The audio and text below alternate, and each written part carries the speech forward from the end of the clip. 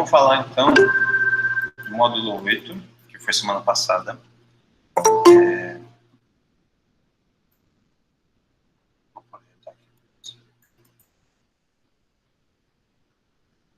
Meninos, o módulo 8, nós tivemos esses vídeos, né? Aqui. E aí, o que eu estou devendo para vocês? O texto para leitura sobre formas de controle, não coloquei, não.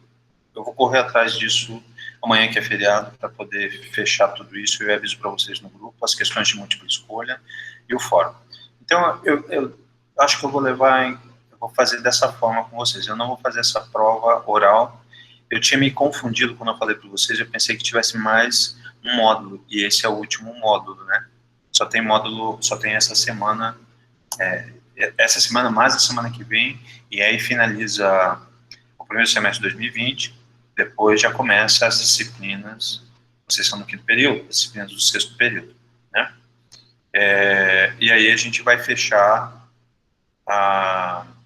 o tópico de bacteriologia no módulo 9, que eu vou mostrar daqui a pouco. Então já estou assumindo aqui a minha falta com vocês, mas não se preocupe que dentro de 7 dias antes de fechar esse módulo, eu vou deixar, tá em aberto sempre, vocês podem fazer quando vocês quiserem, mas a gente tem que fechar as notas até 27 de outubro, mas só que a gente não vai conseguir fechar a disciplina, ela vai ficar com pendência, nesse caso. O que a gente pode fazer é tocar, mesmo nos intervalos, porque acho que começa em novembro, as aulas, o áudio das aulas, e a gente pode fazer desse jeito, né? A média, o que vai ser a nota do módulo Introdução à Bacteriologia? Vai ser a média disso aqui, das questões de múltipla escolha, do fórum, das questões de múltipla escolha.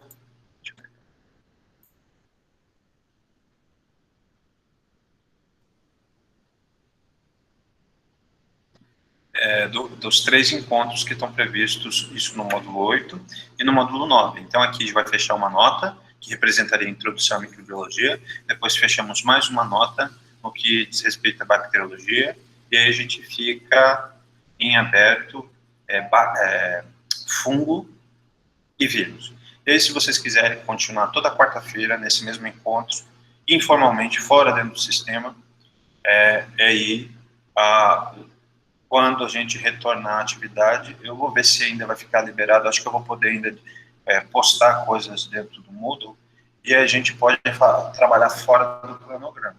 Isso seria uma forma da gente poder ter uma coisa a menos, tanto para vocês quanto para mim, com relação à disciplina. E a gente trabalha desse jeito, a média do que você tirar das questões de múltipla escolha, e aí eu deixo para vocês fazerem quantas vezes vocês quiserem, e do fórum, isso vai compor a média de cada um dos tópicos. Se você tirar 6 nesses dois, né, na verdade aqui são 6 avaliações. Aqui. Tirar 6 aqui, tirar 6 em bactéria, 6 em vírus, 6 em fungo, aí você pode se considerar aprovado. E aí não vai ter a prova nem oral nem escrita. Uma forma da gente dinamizar essa atividade. E aí todas as aulas, né, sempre vai ser, eu vou sempre explicar para vocês, direcionados para vocês, tá? Então, aqui, o meu compromisso de fechar essas pautas que estão em aberto aqui no módulo 8. Hoje, iniciamos o módulo 9, que seria a bacteriologia. Eu vou abrir aqui para vocês o módulo 9.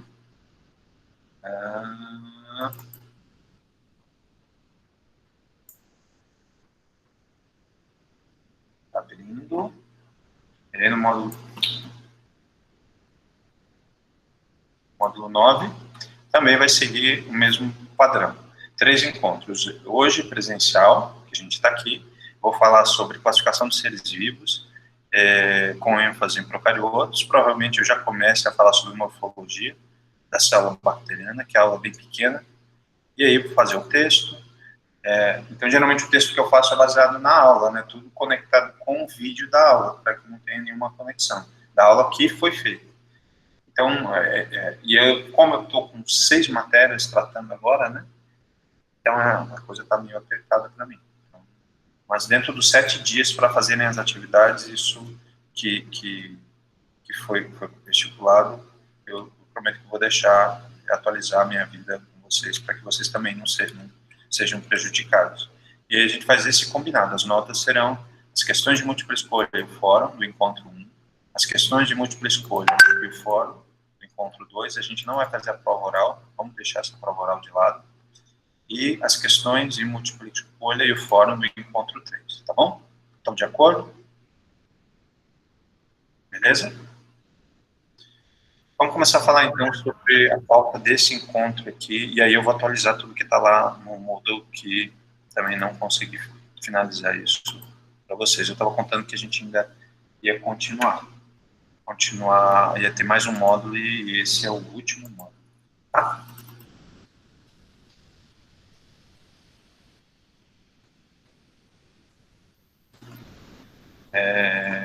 Alguém quer falar alguma coisa? Tem alguma dúvida, algum questionamento? Pode falar, tá? Fiquem à vontade. Ok, eu vou deixar a tela aqui com o chat do lado, tá? Aberto, daí qualquer coisa eu vou sempre tentar olhar aqui. Se alguém me chamar a atenção em alguma coisa e eu não falar, aí vocês desabilitam o áudio e aí vocês falam. A aula está gravando e eu vou fazer, depois eu vou colocar lá para vocês. Não é essa aula aqui. Deixa eu pegar aqui. Classificação. Ah, tá.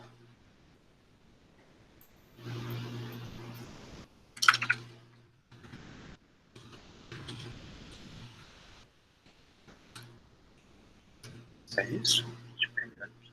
É ela mesmo. Então, são 3 slides, essa primeira parte é bem pequena, depois no encontro, eu já vou adiantar o encontro 2 e tentar iniciar a parte de morfologia.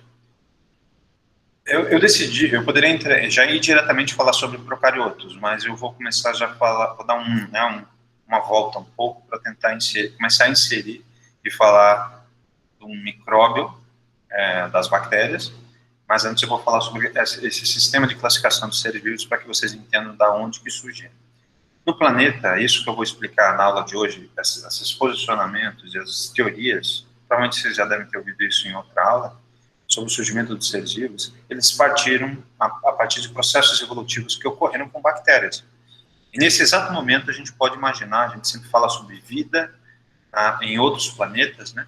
A mesma coisa dessa teoria que existe, né? Teoria sobre o surgimento das bactérias e todo o processo de evolução da célula eucariótica que deram origem aos grupos dos seres superiores, também pode ser que esteja num processo ainda celular de evolução em outros planetas, tá? Então eu vou falar um pouquinho sobre esses sistemas e essa mecanística, né, essa mudança que isso acontece à medida que passa o tempo. Então, no passado, existiam seres no planeta, existiam 3 grandes reinos: o reino mineral, que eu não coloquei aqui, não seriam seres vivos, né, senão, né, mas existia um grupo que representaram rochas, e essas diferentes rochas compostas de diferentes minerais, onde vocês estudam na geologia, além da célula vegetal e célula animal que comporiam o reino, esses 2 reinos. Depois Haeckel, né, propôs um outro sistema de classificação em 1866, 1866 menos 2020. 154 anos atrás, existia um sistema de classificação que incluiria o reino animal, o reino vegetal e um terceiro reino que incluiriam micróbios. Seres unicelulares como protozoários, seres uni- ou pluricelulares como os fungos e algas, né, microscópicas, algas procarióticas, né, ou algas não procarióticas, né, e hoje elas estão divididas em 2 grandes reinos, tá? As algas.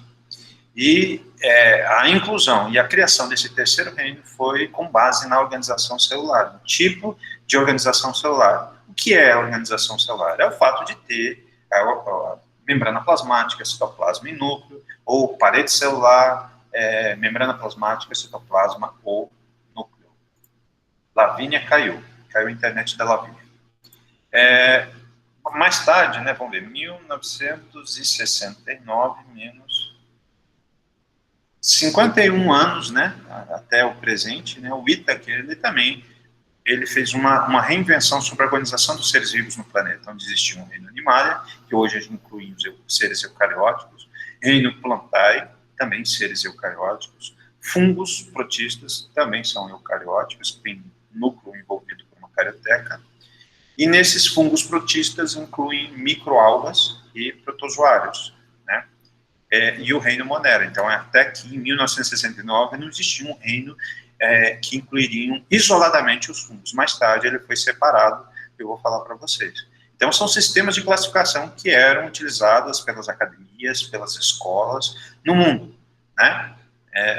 Então, e o reino Monera é um termo no passado. Tanto é que alguns livros antigos, eu sou dessa década de 90, eu dei aula de 94 até 99 no ensino médio lá em Curitiba, e a gente falava de sistema de classificação dos seres, existia o reino Monera. Então, hoje não é mais válido esse reino, e é chamado reino procariota, reino que inclui bactérias e algas azuis, ou algas oceanobactérias, que são ditas assim. Bom? E aí essa classificação em reino animalia, 1, reino plantae, 2, fungos protistas, 3, e o reino Monera, 4 grupos, 4 reinos, foi baseada também no que Haeckel propôs, que era a organização celular, e a forma que os seres vivos tinham de obtenção de energia e alimento. A gente sabe que os seres obtêm energia através de processos respiratórios, né?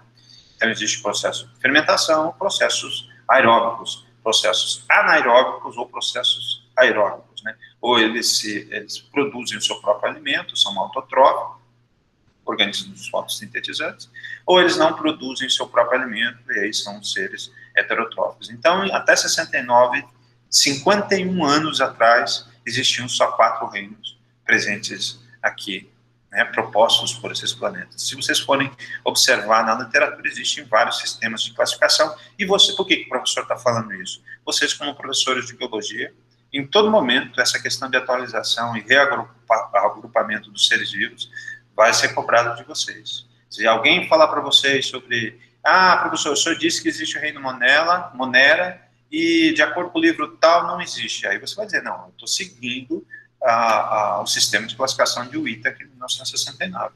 É claro que a gente vai usar sempre os sistemas mais atuais. Então, isso vai ser uma forma de defesa para vocês, biólogos, quando vocês estiverem se referindo aos diferentes grupos de seres vivos. E aí, em 1979, então, 41 anos existiam. Ele dividiu em 3 grandes supra-reinos, né? Então, 3 grandes supra-reinos. Então, o primeiro supra-reino é o supra-reino das arqueobactérias. O que são as arqueobactérias? São bactérias metanogênicas que vivem em um ambiente com metano. Bactérias termófilas que vivem num ambiente em altas temperaturas, lá dentro das lavas vulcânicas, em águas termais, né? As bactérias acidófilas, que vivem em ambientes ácidos, a grande maioria não gosta de ambiente ácido. E as halófitas, que vivem em ambientes com alta concentração de sais. Por isso que o professor falou para vocês na última aula do sistema de classificação dos micro-organismos, com base em temperatura, pH, com base em concentração de pressão osmótica, com relação ao oxigênio, para que vocês entendam o posicionamento de cada um dos micro-organismos. Ok? Então, o primeiro reino, supra-reino das arqueobactérias. O segundo reino, o supra-reino das eubactérias. E aí incluem as bactérias que a gente conhece hoje no planeta. As bactérias, as grandes decompositoras de material orgânico, e delas algumas coevoluíram para causarem doenças em plantas. Carlos já saiu, né, da Carlos. Carlos sempre, a internet dele derruba ele, dá uma rasteira no Carlos, e o Carlos cai.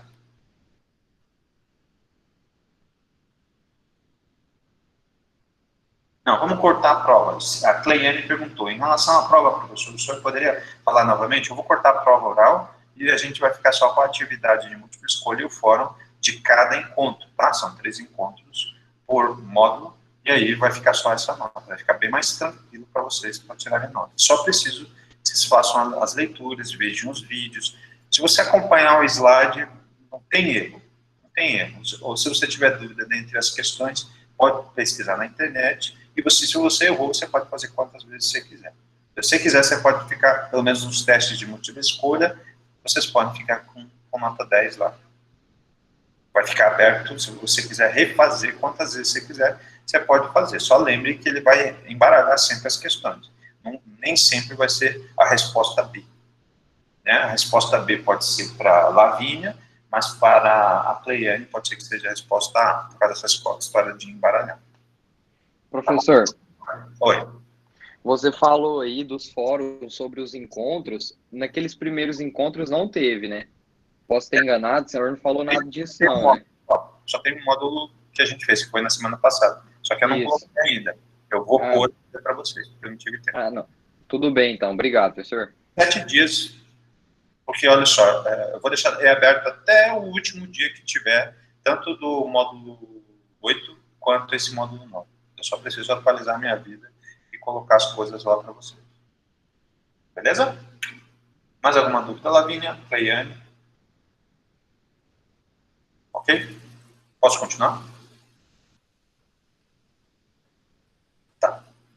Então, existem 3 reinos. O primeiro reino, que inclui aqueles organismos que são, sabe, Super Power Mega Blaster, são aqueles organismos que vivem em condições extremas. Então, esse supra-reino inclui arqueobactérias. Então, o termo arqueobactérias se refere a essas bactérias que são organismos extremófilos. Vivem em condições de excesso de sal. Lembre que nenhuma bactéria gosta de sal. Né? Vivem em ambiente com alta concentração de hidrogênio, vivem em ambiente com alta temperatura, em condições normais, eles não sobreviveriam. Então, eles são os organismos adaptados a condições extremas. Né? Vocês são adaptados a alguma condição extrema? O que você acha que isso é muito bom? Você aguenta dor, vocês? Aguentam frio? Aguentam passar fome? Né?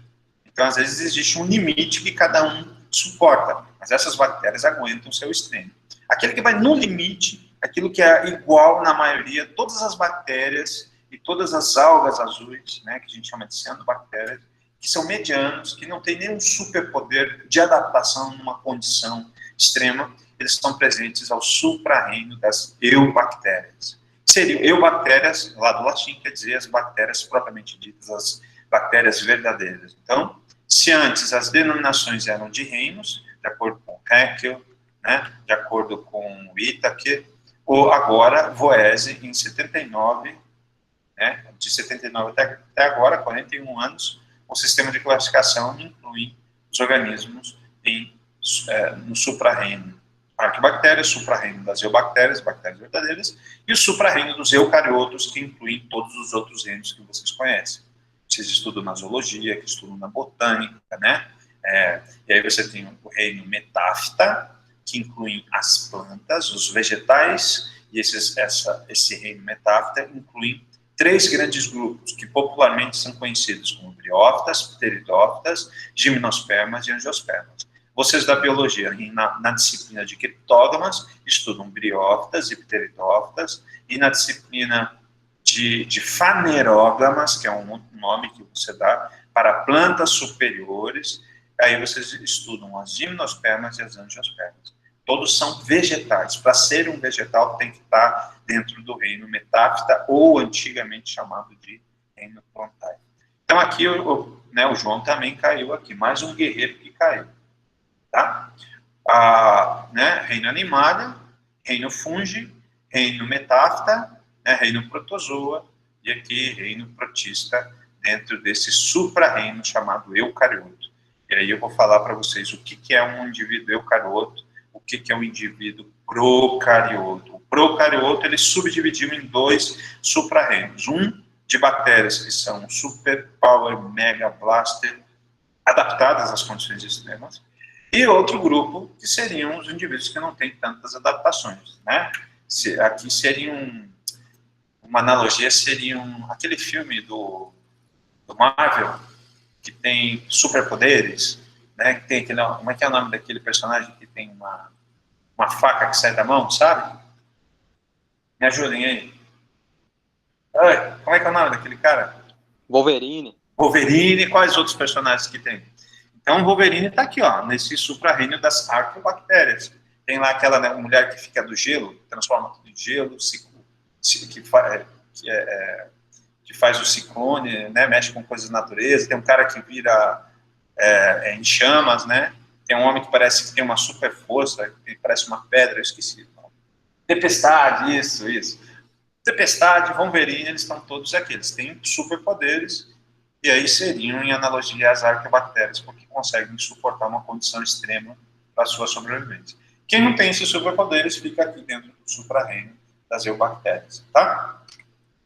Então, se você for parar para pensar, vamos imaginar nas dimensões dessas esferas, aonde você tem maior diversidade, aonde você tem grande quantidade de indivíduos. Então, as bactérias, os procariotos, estão dentro desses desses dois grandes grupos que seriam, né, que teriam as diferenças a partir desse ponto que eu falei para vocês. Então, são procariotos, ambos são bactérias, só que essa bactéria, ela, né, são as bactérias mais comuns na natureza, são as bactérias mesófilas, que incluem, todos são unicelulares, dessas duas esferas aqui, vermelha e azul, todos são bactérias, só que essa bactéria, ela, né, é o Wolverine da vida, é a tempestade da vida, né, aqueles que têm adaptações para sobreviver em condições extremas. Bactérias que metabolizam compostos lá no Polo Norte, na Antártida, sobre as águas termais, sobre a lava vulcânica, eles vão conseguir sobreviver nessas condições. Assim como na nossa vida.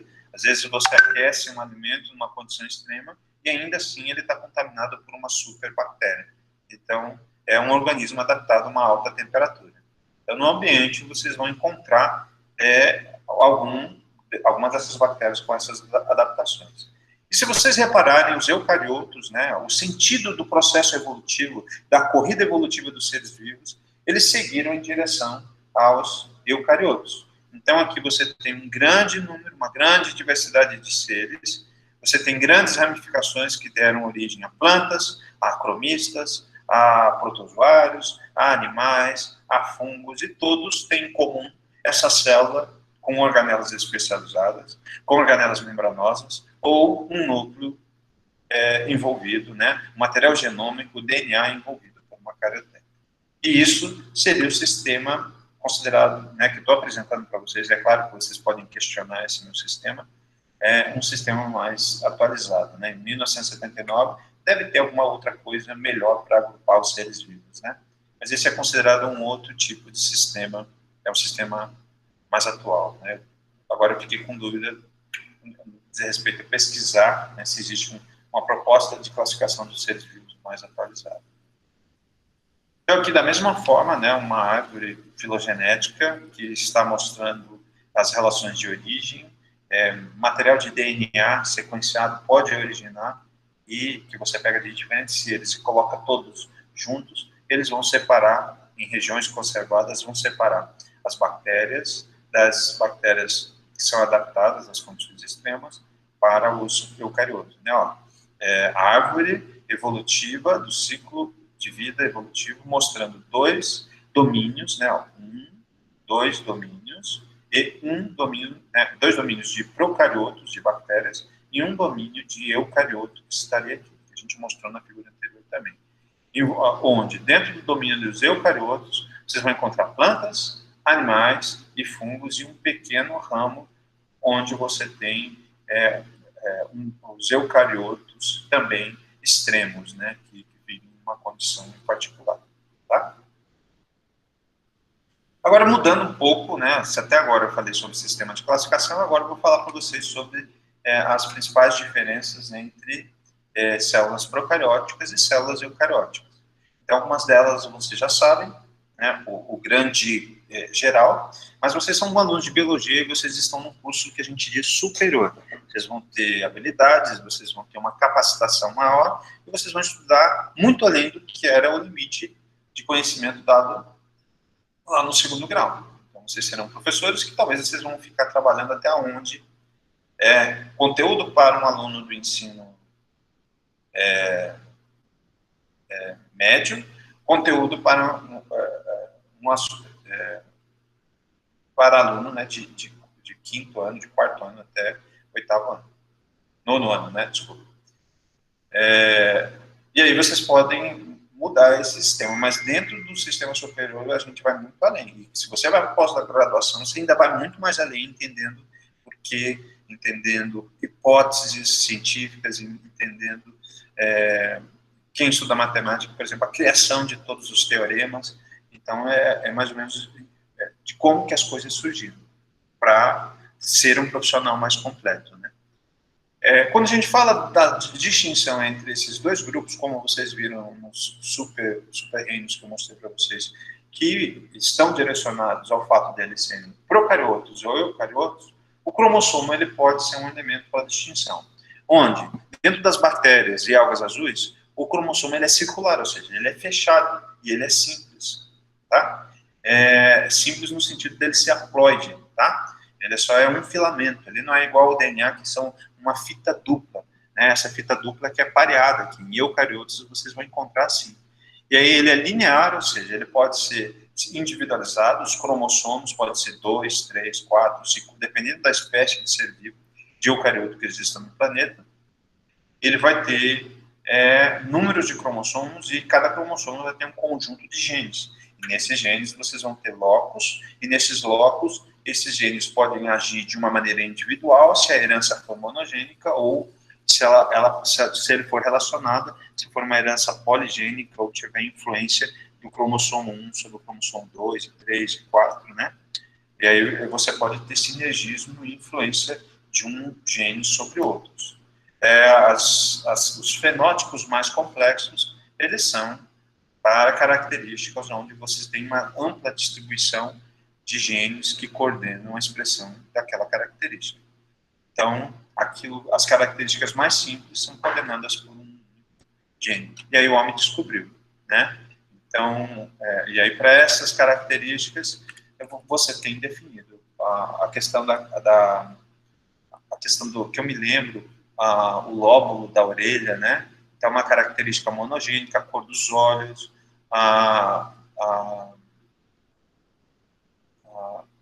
o daltonismo, né?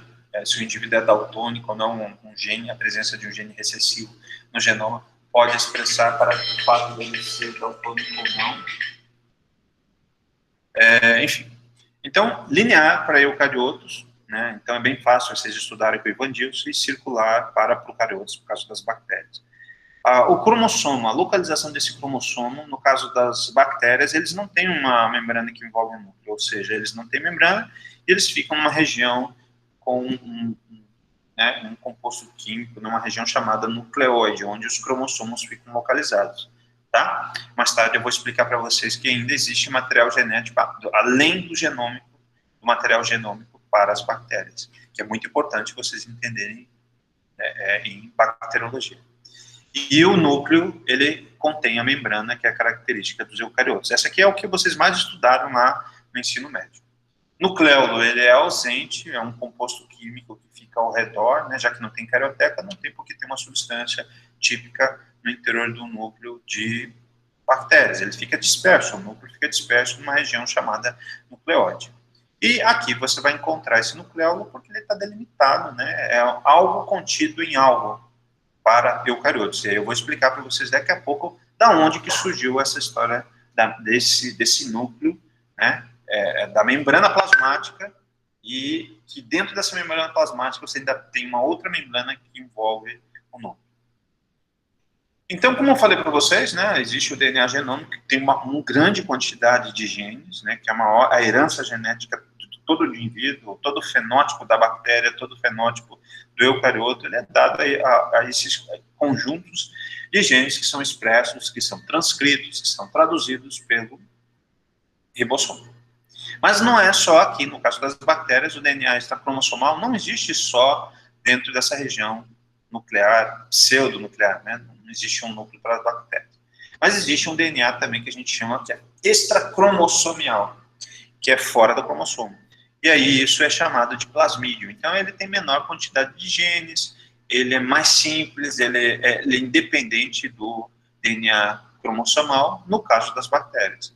A resistência a antibióticos ela é dada, esses genes estão contidos nesse DNA extracromossomal. É como se fosse um QG. Você tem uma casa, né? E aí você pode ter uma outra casa que você também pode habitar, que fica poucas horas do seu tempo. Mas, na verdade, aqui são fenótipos bacterianos que são expressos, ambos expressos por essas duas essas duas regiões que têm genes, tá bom? E aí eu faço uma conexão com a disciplina de biologia molecular, de biotecnologia, né, que vocês estudam com o professor Ivandilson. E no caso dos eucariotos, né, existe outra região que você pode ter DNA, além da região nuclear? Existe. Então, você sabe que a mitocôndria, que é uma organela que faz essa produção, né, faz a respiração celular, onde você tem um momento em que a glicólise ocorre, quebra essa molécula e ela passa por uma cadeia transportadora de elétrons, né, com o cofator, que é a questão do uso do oxigênio, vai montar a molécula do ATP, adenosina trifosfato, e essa energia vai ser utilizada para processos metabólicos essenciais. E essa mitocôndria, ela é autorreplicante também, ela é independente do núcleo, não precisa do núcleo, no caso de animais e vegetais, porque tanto animais ou vegetais possuem mitocôndria. E aí, no caso dos vegetais, dos eucariotos, né, pertencentes ao antigo reino plantar, eles possuem uma organela membranosa, que é o cloroplasto, e também possuem DNA, tá? Ou seja, em eucariotos, eu posso fazer estudos moleculares com DNA mitocondrial, com DNA do cloroplasto, com DNA do núcleo, tá? Outro elemento de distinção, né, é com relação ao sítio de respiração celular. Então, você já sabe, eucariotos respiram através da mitocôndria, acabei de dizer. E em procariotos, né, que é uma questão que às vezes eu vejo muitos alunos não sabem dizer. Como que as bactérias respiram, já que elas não possuem mitocôndria? Como que algumas, por exemplo, as cianobactérias fazem fotossíntese, já que elas não possuem cloroplasto? Não tem isso. Lembrem das estações de tratamento de esgoto. Quem limpa a água dentro de estações de tratamento de esgoto? São as algas azuis. Elas fazem fotossíntese, elas oxigenam a água, elas pegam os metais pesados, elas purificam a água. Mas como que uma bactéria faz fotossíntese se ela não tem cloroplasto? Então, ela não tem cloroplasto, aí vem o pulo do gato. Então, as cianobactérias não têm cloroplasto, mas fazem fotossíntese através do pigmento. Elas possuem clorofila. Lembrar que a clorofila é uma clorofila típica das bactérias. E aqui você tem, dentro do cloroplasto, clorofila. Mas agora, voltando ao que eu estava explicando aqui para vocês sobre respiração celular, né? Então, se aqui faz a fotossíntese por uma organela, faz a respiração pela organela chamada mitocôndria, no caso das bactérias, dos procariotos, fazem a respiração celular através da membrana. E por que o professor falou sobre fotossíntese? Porque é também o local aonde o cloroplasto, né, o pigmento, a clorofila faz fotossíntese, também é na membrana celular, tá? Então, membrana celular, gravem bem na cabeça de vocês. Membrana celular de bactérias fazem dois processos metabólicos muito importantes para essas bactérias. Se ela for fotossintetizante, faz a fotossíntese. Através de quem? Através da clorofila, que não tem cloroplasto, e faz a respiração celular através da membrana. Beleza? Agora vamos para o próximo tópico. Ribossomos. Tem alguma diferença entre procariotos e eucariotos com relação aos ribossomos? Para que serve um ribossomo para uma bactéria? O ribossomo serve para produzir proteínas. Então, vem lá do núcleo, produz, é estimulado por N fatores, pode ser até fatores ambientais, estimula a produção de uma fita MOL, de um RNA mensageiro, que sai dessa região nuclear, né?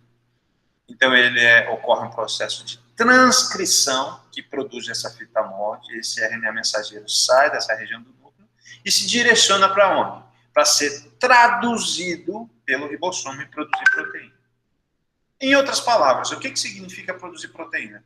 Significa expressar fenótipos de resistência à seca, resistência a uma temperatura muito elevada, a uma temperatura muito baixa, ou uma competitividade com relação a outras bactérias, resistência a moléculas químicas como antibióticos. Isso é fenótipo. Isso é a decorrência da expressão de proteínas que ocorrem através dos ribossomos. E aí, a diferença é com relação ao tamanho, número de subunidades. S quer dizer subunidades. Para os procariotos, são de 30 a 50 subunidades até 70. No caso dos eucariotos, de 40 a 60 até 80 subunidades que representam essa organela citoplasmática. Ou seja, ribossomo existe tanto em procariotos como em eucariotos, que é outro ponto que vocês às vezes confundem. Então, organelas membranosas como complexo de Golgi, mitocôndria, cloroplasto, só existem em eucariotos. Agora, ribossomo não. Ribossomo é um elemento essencial, né? Como que você vai expressar todas as características que o representam como ser vivo, que é produzir essa proteína, que é expressar fenótipos de diferentes tipos, se não tiver ribossomo. Então, ribossomos existem tanto em procariotos quanto eucariotos, ok? Aí vocês poderiam me perguntar, professor, e como é que fica vírus? Vírus não é um ser vivo, né, gente? Então, não posso nem colocar nessa tabela para poder comparar, porque o vírus ele é composto de uma capa proteica e um DNA simples. E aí ele vai ter um DNA simples, não, ele pode ser DNA ou RNA no seu interior. Nunca os dois, ou é uma coisa ou é outra. Então ele não é um ser vivo. Por que que vírus não é ser vivo? Porque ele não tem membrana plasmática, não tem citoplasma, porque não tem núcleo. Ok? E aí vocês poderiam pegar e falar para mim, e parede celular, professor, que apito toca nessa história, né? Lembrar que parede celular não são todos os seres que possuem. Se eu tivesse parede celular na minha pele, que aspecto teria minha pele, gente? Seria dura, seria rígida. Vê o tecido de uma planta, né? Bactérias possuem parede celular. Plantas possuem paredes celulares. É uma forma de proteção ou compartimentalização da região do protoplasma, que é citoplasma mais nu, tá? Nós, seres humanos, não temos parede celular, nós temos só membrana plasmática, e isso faz com que nossos tecidos eles sejam maleáveis, tá? Então, são características relacionadas a esses seres. A locomoção das bactérias, lembrar que todas as bactérias são unicelulares, elas se locomovem através de um elemento que é o flagelo, que ele é rotativo, e ele é com um chicote, que ele vai ficar como se fosse realmente de um barco, né? E ele vai ficar rodando e direcionar ele para diferentes locais. Mais tarde eu vou explicar. As bactérias são classificadas pelo número e posição de flagelos ao redor da parede, conectados a essa parede celular, tá? E no caso dos eucariotos, não são todos que possuem flagelo para locomoção. Então, os organismos unicelulares dos eucariotos, né? É claro que eu sou um eucarioto, eu não me locomovo por um flagelo.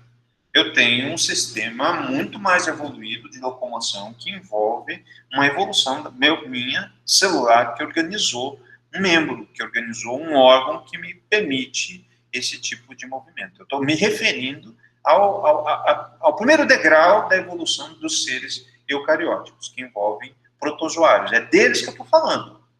Nós temos protozoários que são ciliados, todo ao redor do corpo, né? Paramércio, ele se locomove na água, né? Flagelos, né, que vocês vão encontrar em outras espécies de protozoário, e movimento ameboide, como o próprio nome está dizendo, as amebas, um grupo de protozoários que eles se alimentam dessa forma, eles englobam partículas sólidas e líquidas. E a camada S, né, a gente vai falar sobre isso na parede celular, que é um elemento onde fica sucado o flagelo. Então, ele pode estar presente ou ausente no caso das bactérias, que é o local onde fica, como se fosse um reconhecimento, né, de porções da parede celular, e aqui é ausente em eucariotos. E a presença de pilis ou fímbria, lembrar que isso tem muita relação com o processo de reprodução bacteriana, ele está presente ou ausente também em procariotos, tá? Então, algumas bactérias podem ter pile ou não, tá? Eu vou mostrar isso, o que é a pile, vou mostrar essa camada S a próxima aula, que é morfologia bacteriana, tá? E essas estruturas, camada S, pile ou fímbria, não possuem não estão presentes em eucariotos. Então, microbiologia, de novo, né, ela estuda os seres microscópicos, quanto à sua forma, estrutura, fisiologia, reprodução, genética, taxonomia e interação com outros seres. Os micróbios, eles podem ter aplicações industriais e têm funções extremamente importantes na biotecnologia, né, e muita dessa diversidade, essa preservação, tanto de seres microscópicos quanto organismos macroscópicos, essa diversidade é uma fonte.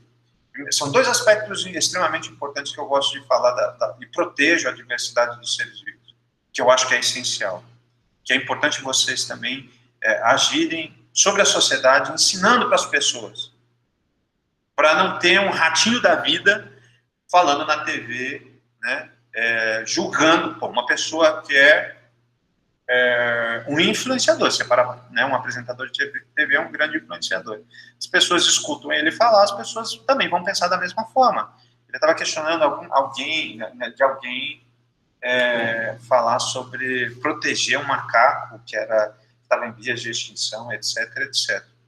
Vamos pensar de uma aplicação dessa diversidade. A gente sabe que todo processo, né, as plantas e animais que nós utilizamos, pensando de uma maneira mais egoísta, né, a existência do homem, ele domesticou e deu função para uma fatia dessa diversidade que existe no planeta.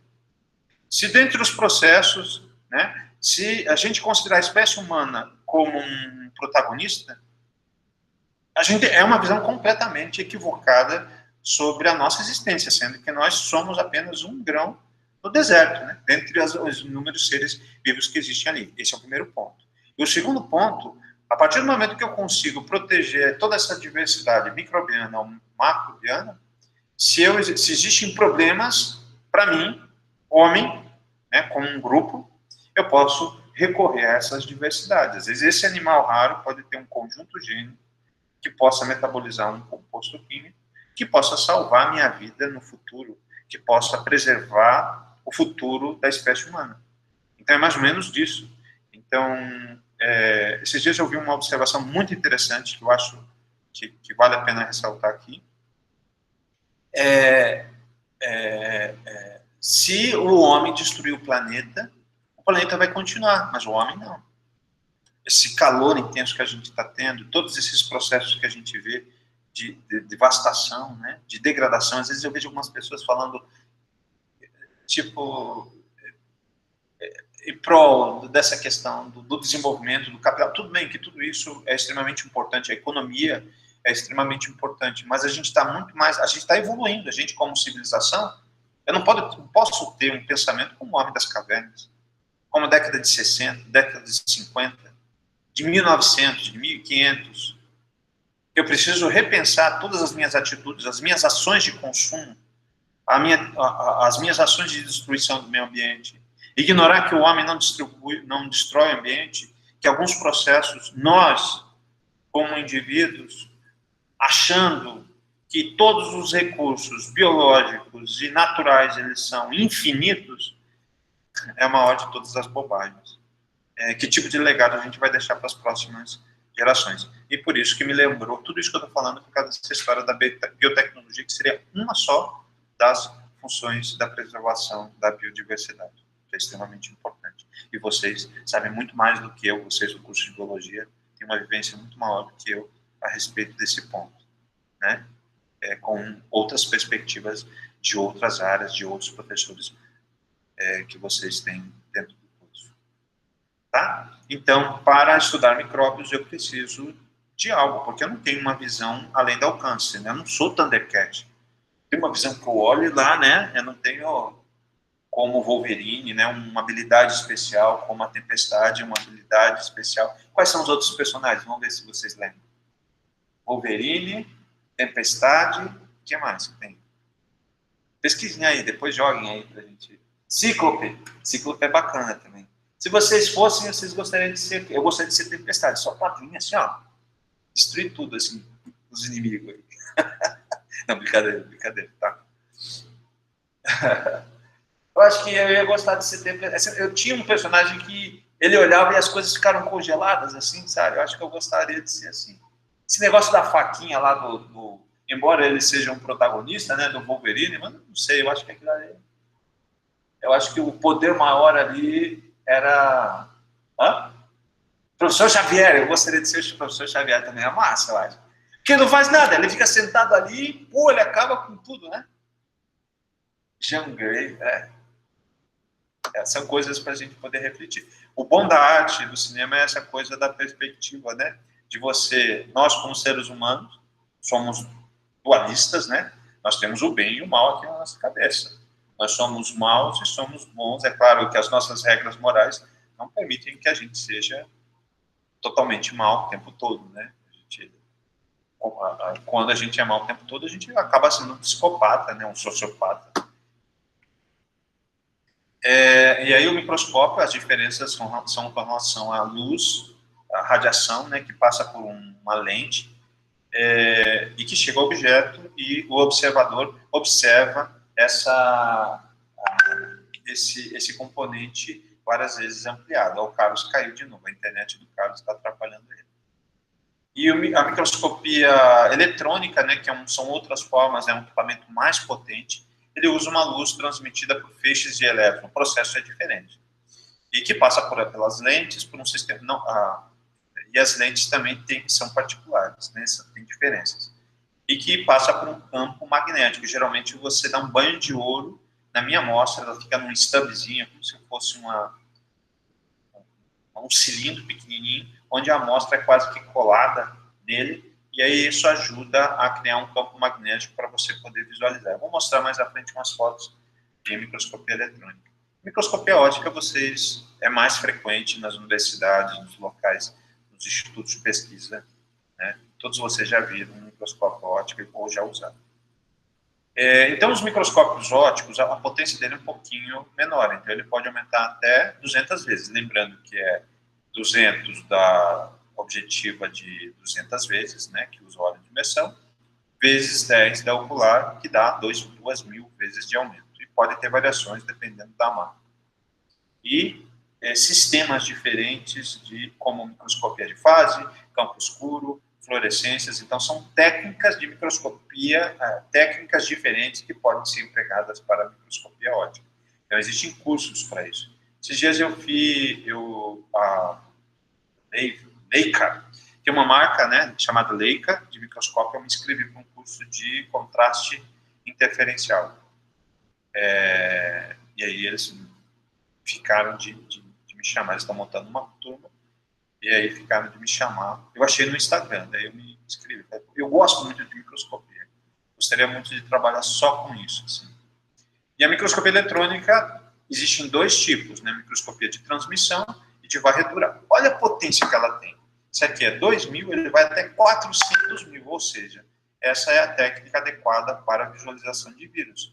Microscopia eletrônica de transmissão. Os outros seres, né, também com uma potência maior de aumento, você vê em microscopia de varredura. A varredura, como o nome está falando, ele vê superfície. Microscopia eletrônica de transmissão, você vê dentro. Sabe, vocês já fizeram, eu já fiz, quando fiz cirurgia no ombro, ressonância, né? Ressonância eletromagnética, você pode fazer na cabeça. E aqui existe um tipo, não é ressonância, eu acho. Eu sei que eu injetei um contraste no meu ombro, porque eu rompi antes meu ombro sair do lugar, sabe? Daí eu abri, daí eles reconstituíram o ligamento dentro do ombro para que ele não saísse do lugar, que eu não levantasse a mão. Então eu saía da mão e saía, porque aqui tem acho que é na escápula, né? Ele tem uma junção em que a cabeça do húmero ele fica conectada aqui. E aí ele não ficava quando eu levantava a mão. Isso aconteceu comigo, com o meu ombro e com o meu joelho, que eu passei por cirurgia. E aí eu tive que fazer uma ressonância que é tirar várias seções de dentro, né? Só que é uma técnica muito... o que eu estou querendo dizer é que essa ressonância que a gente utiliza é muito parecida com a microscopia eletrônica de transmissão, onde você vê a 400.000 vezes lá dentro da célula. Você vê o núcleo, você vê a partícula, você vê o vírus ali dentro. E aí, para os outros seres, bactérias, fungos, nematóides, protozoários, algas, a microscopia óptica ela já serve, tá bom? Então, com relação ao tamanho, olha o quanto que é pequeno, né, um vírus complexo, um bacteriófago, e que as relações de comparação de tamanho, isso aqui está em escala, se eu pegar isso aqui, esse tamanho, e colocar, o diâmetro da célula bacteriana é mais ou menos 0,5 micrômetro, tá? Então, as escalas servem para que vocês possam saber mais ou menos qual é o tamanho do ser vivo. A célula animal, o núcleo, o flagelo, né? E aí vocês podem medir aqui, olha o tamanho, deve ser mais ou menos isso aqui, ó, né? Ó, diâmetro, né? O comprimento daqui vai até aqui, ó. Deve ser 0,2 o comprimento desse vírus aqui, micrômetro, né? Até que a unidade para vírus é nanômetro, é muito pequeno. 10 a nona. Tá? E agora, para a gente poder finalizar essa parte de sistemas de classificação, que eu gosto muito, né? Então a gente vai partir, né, na natureza, como que surgiu tudo, como que os seres vivos, nós hoje chegamos a esse ponto, a esse patamar, né, como um ser vivo, né, que hoje a gente, como homem, a gente se acha, né? Se você parar para pensar, embora nós sejamos seres capazes de pensar, a maneira como a gente trata a natureza é meio irracional, porque achar que a minha espécie vale mais do que a existência de outras espécies é ignorância. Aí a gente precisa, como sociedade, se posicionar no sentido, eu sei que isso ou militar, né? Mas eu falo isso no melhor sentido da palavra, não no sentido de ser chato, mas no sentido de dar informação, prestar informação para a mãe, para o pai, para o tio, incansavelmente, para que a sociedade também se informe a respeito da importância e preservação dessa biodiversidade, né? Que nós somos só mais uma espécie perante centenas de outras espécies que no surgimento elas viviam em equilíbrio, tá? Então, quando a gente fala das bactérias, que foram os primeiros seres a surgirem, eles tinham essa capa, nessa parede celular, para compartimentalizar a parte interna. Depois, essa parte mais fina aqui, delgada, a membrana plasmática, né, que auxilia sobre esse processo de entrada e saída de metabólitos para o interior da bactéria.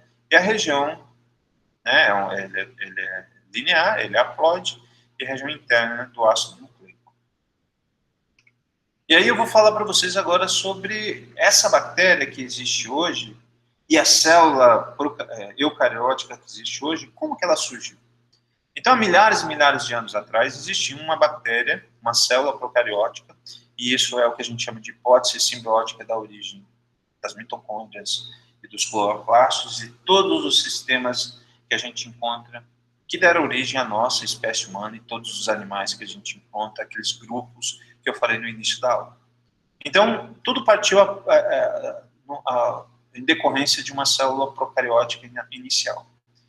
Existiam na natureza algumas bactérias chamadas aeróbicas, que são as bactérias que utilizam oxigênio, né, em que elas invaginaram para dentro dessa membrana, que ela não é rígida como a parede celular, e eles se introgrediram, e aí isso fez com que houvesse uma invaginação. Ó. No momento que ela invaginou, ela setorizou a região do núcleo e começou a formar o que a gente chama da membrana, né? Da membrana que envolve o núcleo, que é a carioteca. Então, essa associação dessas bactérias aeróbicas, dessa invaginação para dentro dessa célula procariótica inicial, deu origem a uma organela extremamente importante, que é a mitocôndria, né?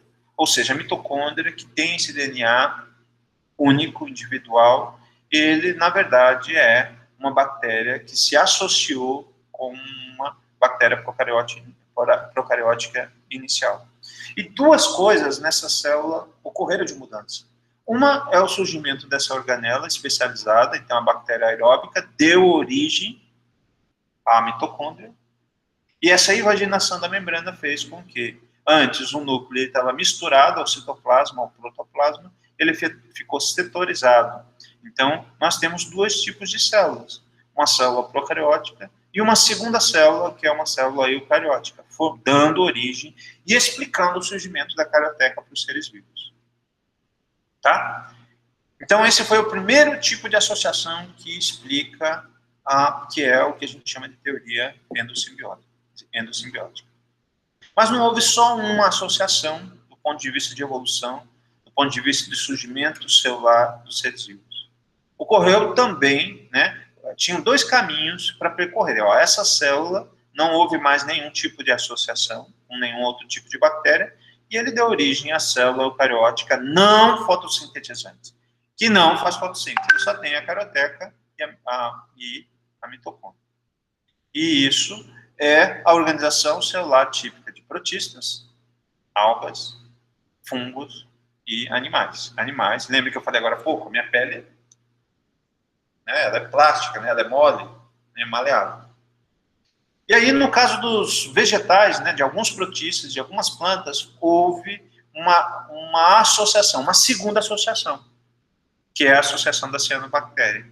Então, ela introgrediu para dentro dessa célula, né? Ela deu origem ao cloroplasto, essa célula que é eucariótica, então ela tem essas consequências de associações de dois tipos de células específicas, bactérias aeróbicas e cianobactérias, deram origem a essa célula vegetal que a gente encontra, as plantas que a gente encontra hoje. E aí ela desenvolveu uma parede celular, e essa parede celular com a impregnação de um peptídeo, né, que é ou lignina ou celulose, que vai compartimentalizar, que vai setorizar essa célula que é característico dos vegetais. E isso é o que a gente chama da teoria endossimbiótica, ou essa relação, essa hipótese simbiótica que eu falei no início da aula. Pode ser que isso esteja acontecendo nesse exato momento em algum planeta aí no mundo, e que é dessa forma que vai surgir essa vida, né? É claro que teoria do Big Bang, então, na verdade, seria a consequência a partir de uma célula bacteriana que já exista nesse país, nesse planeta. Então, a partir dessa célula bacteriana que surge, que é o início de tudo, o início da vida, ele vem a partir de uma célula bacteriana. E a evolução dessa célula deu origem ao que nós somos hoje, do tipo de organização celular que nós temos hoje. Então, aqui é a mesma coisa, né? Então, aqui, um ancestral procariote mais antigo. Aí você tem o surgimento de mitocôndrias pela invaginação de uma bactéria autotrófica, e ele evoluiu, isso aqui deu origem aos protozoários, essa célula, essa organização celular, deu origem ao reino animalia, deu origem ao reino fúngico, as hifas, células. Então, além dessa associação, né, aqui, ó, além da associação com a bactéria aeróbia, houve uma associação de uma mutualística de uma cianobactéria, que faz fotossíntese, né? E aí, essa organização celular aqui, por isso que explica aquela slide anterior que eu expliquei, DNA extracromossomal oriundo de cloroplasto, oriundo de mitocôndria, por causa desse tópico que eu estou colocando para vocês. Então, a associação de dois seres, aqui, deu origem às plantas, deu origem às algas, tá bom? Acontece que alguns seres não resolveram nesse processo, nessa corrida, né? Eles chegaram ao fim, eles estão presentes hoje no planeta, mas eles não tiveram tantas adaptações, né? A Natália saiu agora também, a internet dela tá danada. Tiaren também saiu da reunião, me abandonou.